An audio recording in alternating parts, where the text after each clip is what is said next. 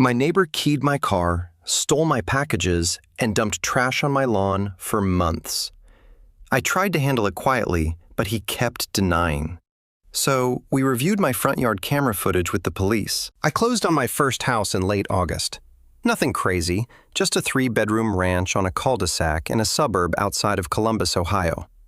The kind of neighborhood where people wave at you when they're getting their mail, and everyone's got one of those little garden flags by the front door. I'd been renting apartments since college, 6 years, in a 2-bedroom with a window AC unit that sounded like a helicopter taking off every time it kicked on. And honestly, the whole homeowner thing felt surreal for the first few weeks. I remember standing in my empty living room, eating cold pizza off a paper plate, thinking, this is actually mine. Just that. Stood there like an idiot for a solid 10 minutes. The pizza was from that place on High Street, the one with the garlic knots that are weirdly good. Not relevant. I just remember the whole moment really clearly. Anyway, the move went smooth. Movers showed up on a Saturday, got everything inside by mid-afternoon.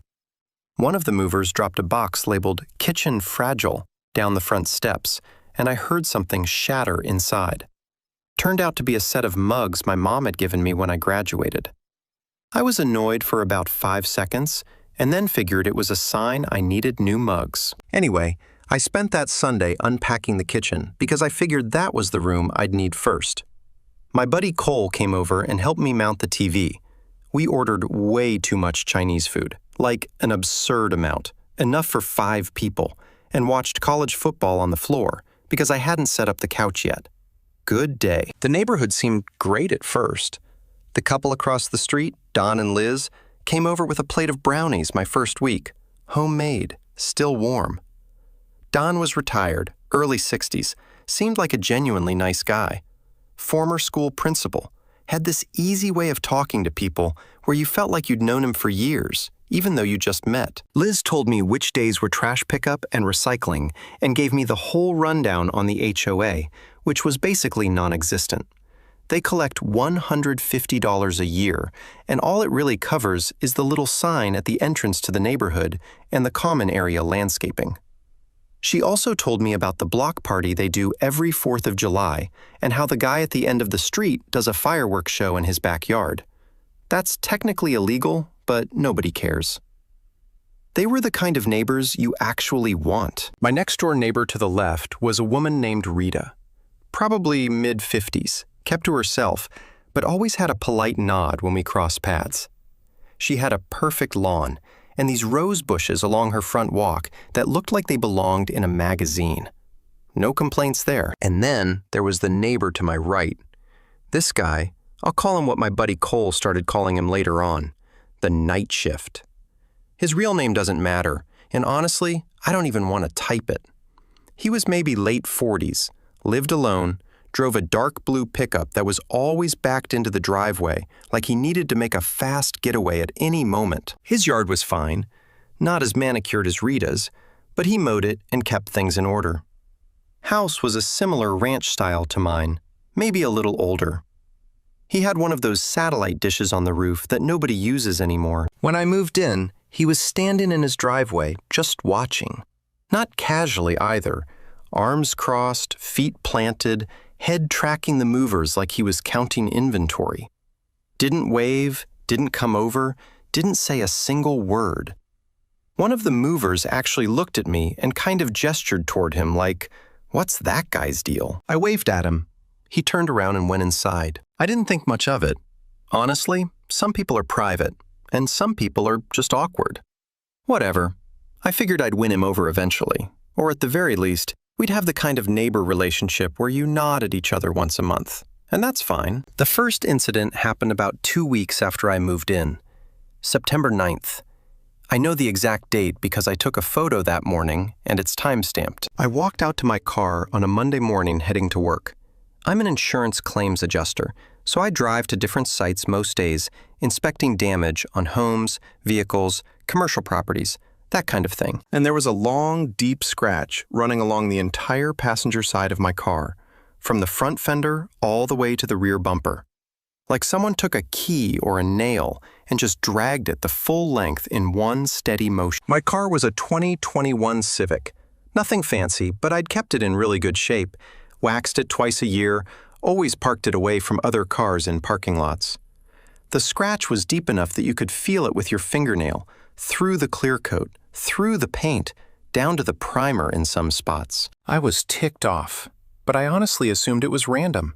Maybe a kid. Maybe someone walking by who had a problem with the world. I parked on the street because my garage was still full of boxes I hadn't unpacked yet. Could have been anyone. I got a quote to fix it. $1,400. I put it off because between the down payment, the closing costs, and the 40 other things a new house needs, I had a million expenses already. 2 weeks later, it happened again. September 23rd. Different side this time. 2 parallel scratches on the driver's side. Same depth, same deliberate straight line pattern. Not random scratching. These were controlled, even, and went the full length of the car. Another $800 estimate. The body shop guy looked at both sides and said, "Someone doesn't like you, man." That's when I started to wonder, but I still didn't have a suspect. Then the packages started disappearing. I ordered a new doorbell camera. Ironic, I know. I'll get to that. It was supposed to arrive on a Wednesday. Tracking said delivered. No package on the porch. I ordered a replacement set of drill bits from Amazon the next week. Delivered, according to the tracking. Gone. A pair of work boots I needed for site visits. Delivered. Gone. I filed reports with the carrier each time, but nothing came of it. Over the next couple months, I lost probably 6 or 7 packages total. The value wasn't huge on most of them, maybe $600 altogether, but it was the principle and the pattern. This wasn't random porch pirating. Someone was specifically watching for my deliveries. Then came the dog waste. I don't own a dog, never have. But starting in maybe mid-October, I'd wake up and find dog waste on my front lawn. Not like an animal wandered through and did its business. This was placed deliberately, right in the middle of the lawn, where you couldn't miss it. Sometimes near the walkway, where you'd step in it if you weren't paying attention. It happened probably 8 or 9 times over a 6-week period. I started getting paranoid.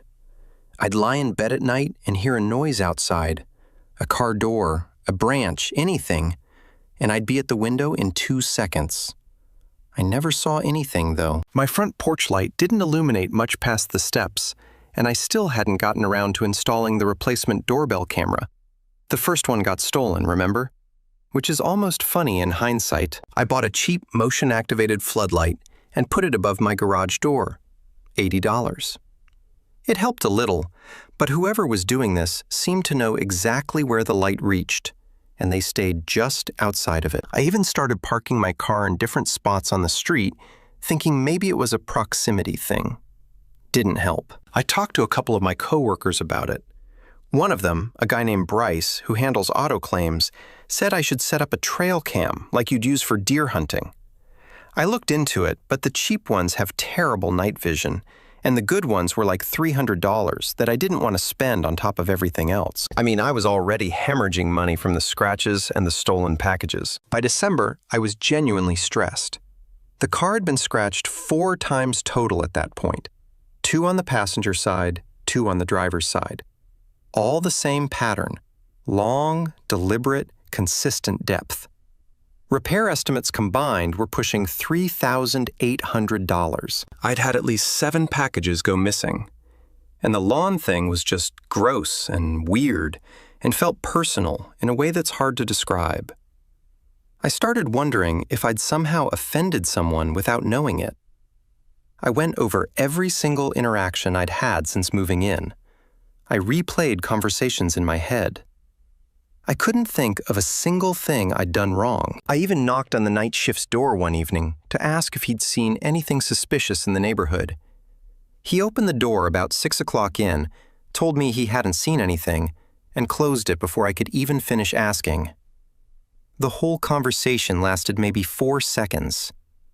I stood on his porch for a moment after the door shut, feeling like an idiot. That was the last time I tried to talk to him. Here's where I need to back up and explain something about how I think. I've been an insurance claims adjuster for 8 years. My entire job is looking at a situation and figuring out what actually happened, based on evidence, witness statements, photos, timelines, damage patterns. I do this every single day, and the damage to my car, the consistent depth, the straight lines, the fact that it always happened overnight, that wasn't random vandalism. That was someone who knew exactly where my car was parked and had time to do it carefully. Someone close. Hold on. For those listening, this is me, not the OP. I need to jump in here because this is giving me strong Scooby-Doo energy. You know how the villain is always someone who was standing right there the whole time?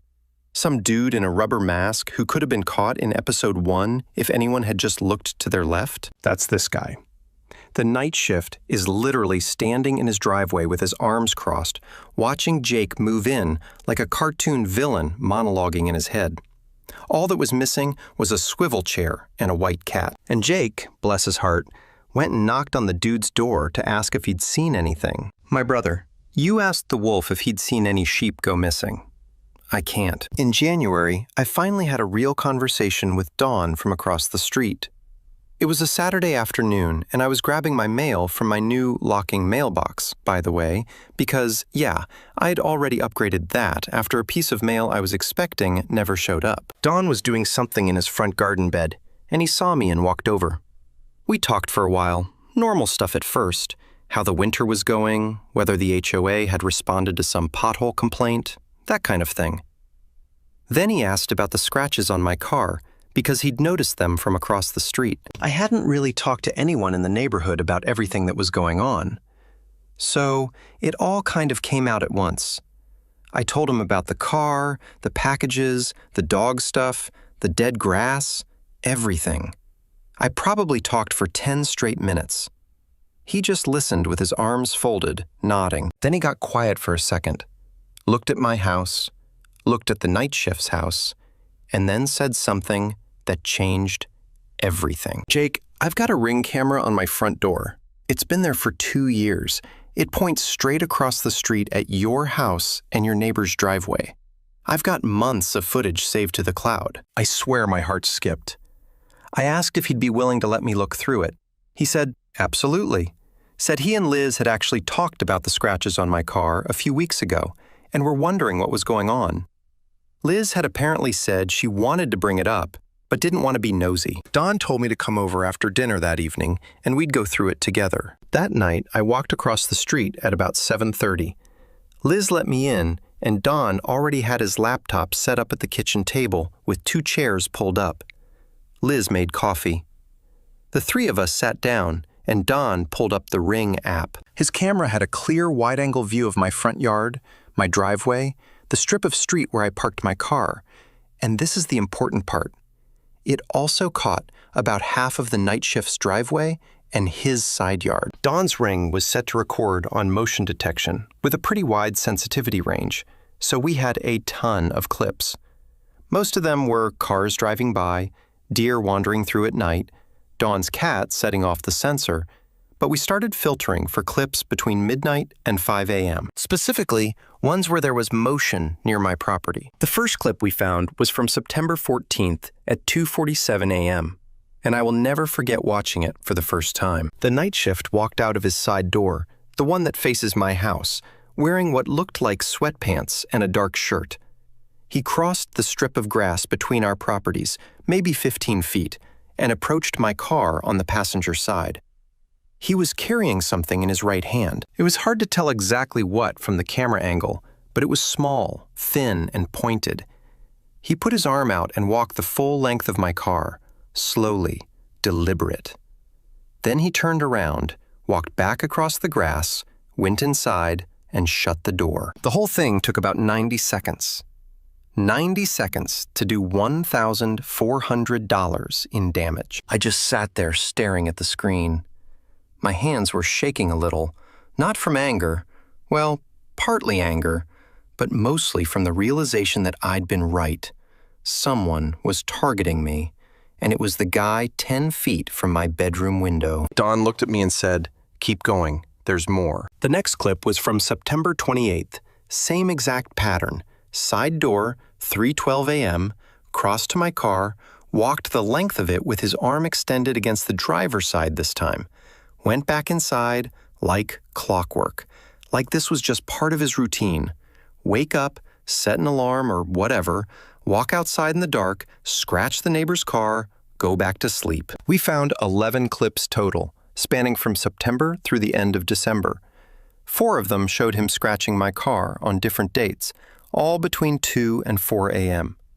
Each time, the same methodical walk alongside the vehicle with his arm extended. 3 clips showed him walking up to my front porch, picking up a package, and carrying it back to his house. On one of these, he actually paused under the streetlight, long enough that you could see the Amazon logo on the box he was holding. And 4 clips, this is the part that still gets me, showed him walking onto my lawn with a plastic bag, crouching down, placing something on the grass, and walking back.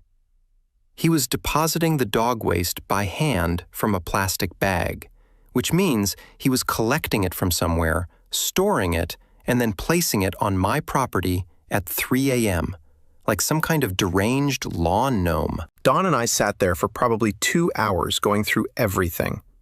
His wife, Liz, came in at one point and just stood behind us, shaking her head.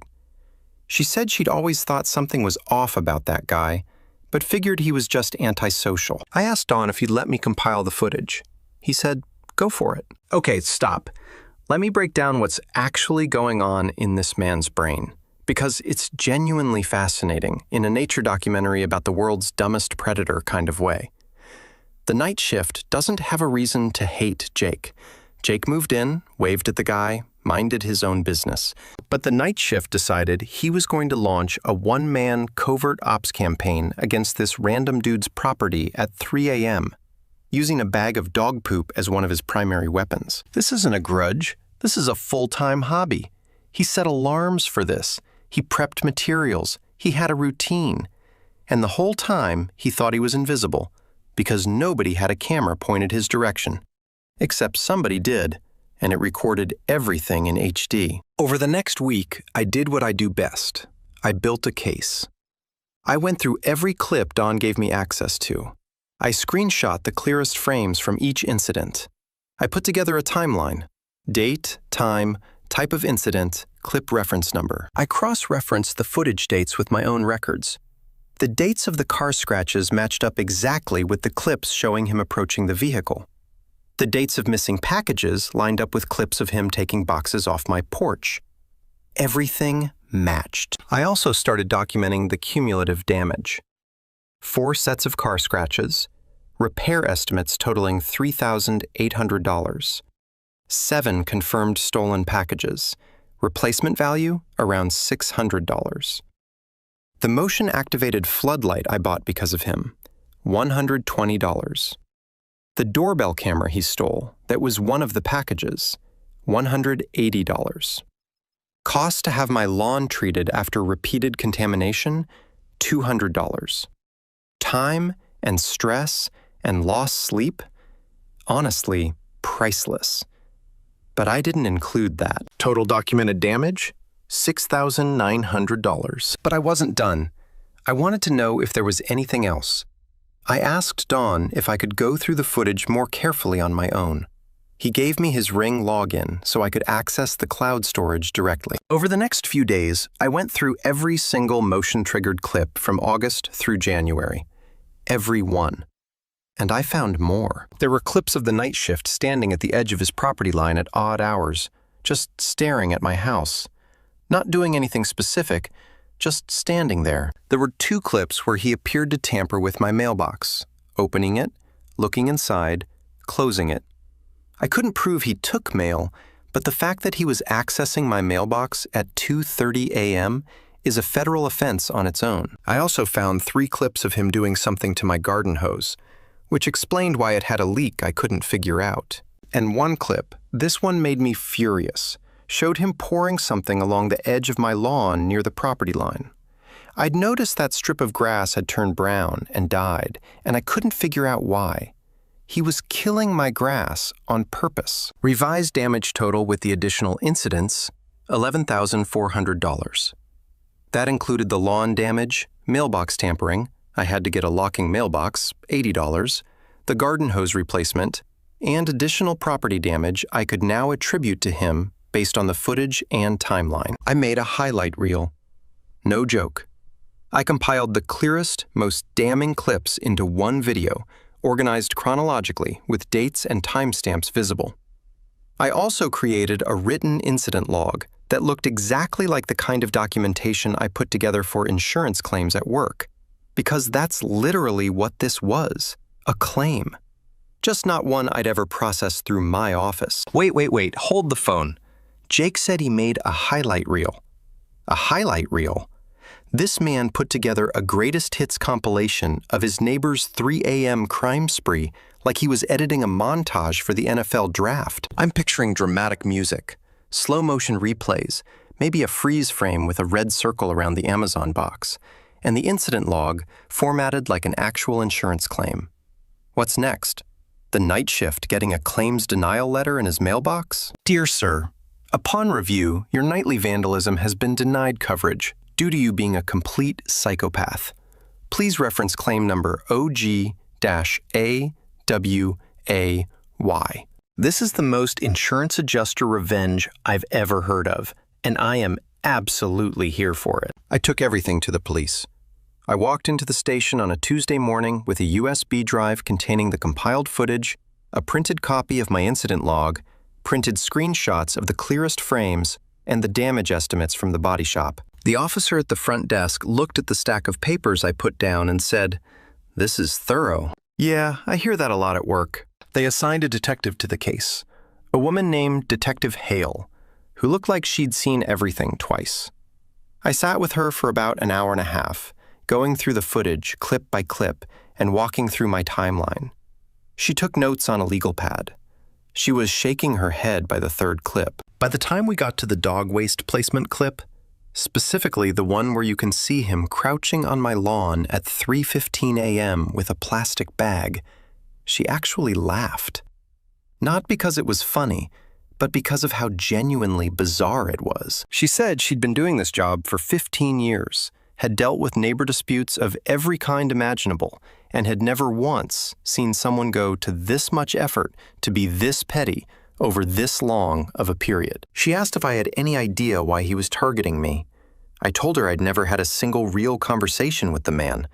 I'd waved at him on moving day. I'd knocked on his door once to ask about suspicious activity in the neighborhood.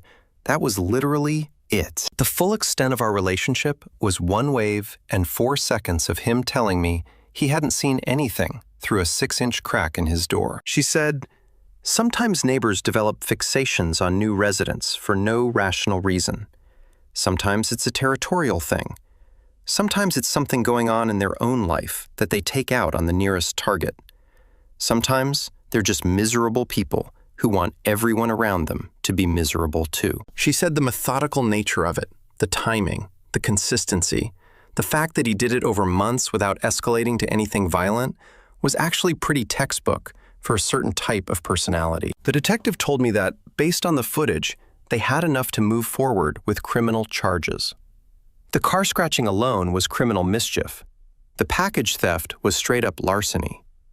The mailbox tampering was potentially a federal offense. And the pattern of behavior over months showed it wasn't a one-time thing. It was sustained, targeted harassment. I also filed a separate report for the mail tampering and forwarded the footage to the postal inspector's office. If you didn't know, messing with someone's mail is a federal crime under Title 18 of the U.S. Code. The postal inspectors do not play around. About a week and a half later, the detective called me at work. I was in the middle of inspecting water damage at a commercial property, and I almost didn't answer because I didn't recognize the number. Glad I did. She said they had reviewed everything. The DA had signed off, and they were ready to make an arrest. She asked if there was anything else I wanted to add to the file before they moved. I told her no. I'd given her everything. The file was complete. She asked if I wanted to be notified before the arrest happened. I said I'd prefer not to be home when it went down. Didn't want to be standing in my yard watching it happen. Felt like that would make things worse somehow. She understood. They picked him up on a Thursday afternoon, around 3 p.m. I was at a site visit about 40 minutes away, but Don was home. Don's always home. Bless that man. And he texted a play-by-play in real time. 2 officers just pulled up. Then, a minute later, they're at his door. Then he's coming out. He looks confused. Then they just put him in the back of the car. He didn't look your way once. He's just staring straight ahead. I sat in my car in a parking lot reading those texts, and I honestly didn't feel triumphant or victorious, or whatever word you'd expect. I just felt tired and relieved. Mostly relieved. Good. He was charged with criminal mischief, petty larceny, multiple counts, criminal trespass, and harassment. The mailbox situation was referred to the federal postal inspector separately, and as of my last check, that investigation is still pending. The detective told me the DA's office was considering additional charges based on the sustained pattern, but I don't have details on that yet. What I do know is that he was released on bond with conditions that include no contact with me and he can't be on my property. Which is funny, because I'd never invited him onto my property in the first place. Yo, time out. Can we take a moment to appreciate how Jake handled this from start to finish? Because most people in this situation would have lost it. They would have confronted the guy, gotten in a shouting match, maybe done something stupid that gets them in trouble. Jake didn't do any of that. He did exactly what he does Monday through Friday. He collected evidence, built a file, organized it like a professional, and handed it to the people whose job it is to act on it. The detective called his paperwork thorough. That's the equivalent of a chef complimenting your cooking. The night shift brought a plastic bag of dog poop to a fight with an insurance claims adjuster. Read that sentence again. Final update. It's been a couple weeks since the arrest, and things have been quiet, obviously. The night shift is still living next door, as far as I know, but I haven't seen him once. His truck is in the driveway most days, but he doesn't come outside when I'm around. The blinds on the side of his house that faces mine are always closed now. It's like living next to a ghost. Which, honestly, is a massive upgrade from living next to a 3 a.m. lawn vandalizing, package stealing, car scratching psycho. My car is getting repaired. Finally. I'm using the documentation I built to file a civil claim for the damages. And my attorney, a guy I know from processing claims, we've worked opposite sides of a few cases, says the criminal charges make the civil case pretty straightforward. Between the footage, the police report, and the charge sheet, there's not a ton of wiggle room for the night shift to argue he didn't do it. Don and Liz have become actual friends. I go over there for dinner sometimes. Don grills on his back patio, and we sit out there and talk about whatever. He told me that the night shift had actually done some weird stuff before I moved in too. Nothing as bad as what he did to me, but Don had caught him on camera looking into other neighbors' cars and walking through people's yards at night. He just never connected it to anything criminal until my situation made it obvious. Rita, my neighbor on the other side, came over after the arrest and told me she was glad someone finally did something.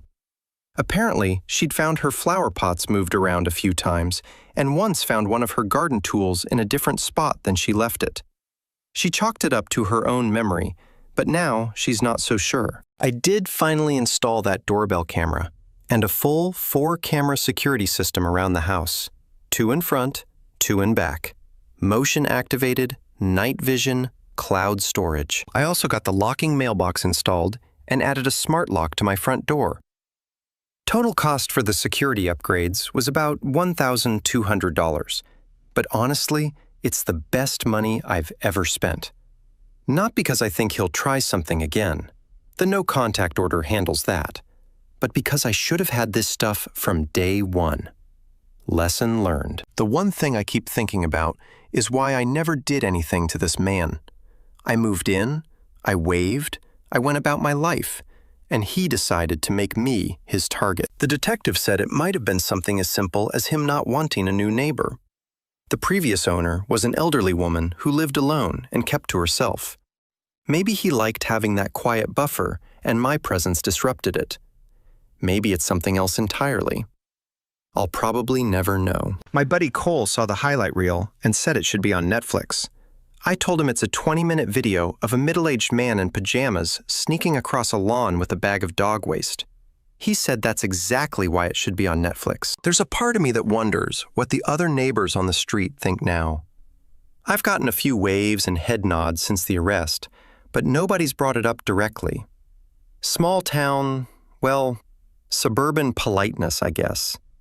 Everyone knows, but nobody says it. As for what's next, I'm waiting on the civil case to move forward and keeping an eye on the federal mail investigation. My attorney says the civil suit should be pretty clean, given the evidence. I'm asking for the full $11,400 in documented damages, plus legal fees. Whether I'll get all of it, who knows? But the documentation is airtight, and I've got the footage to back every dollar. I guess the moral of the story, if there is one, is that some problems solve themselves, if you're patient enough to let the evidence pile up. I could have confronted him at any point. I could have gotten angry, made a scene, escalated it. But I didn't.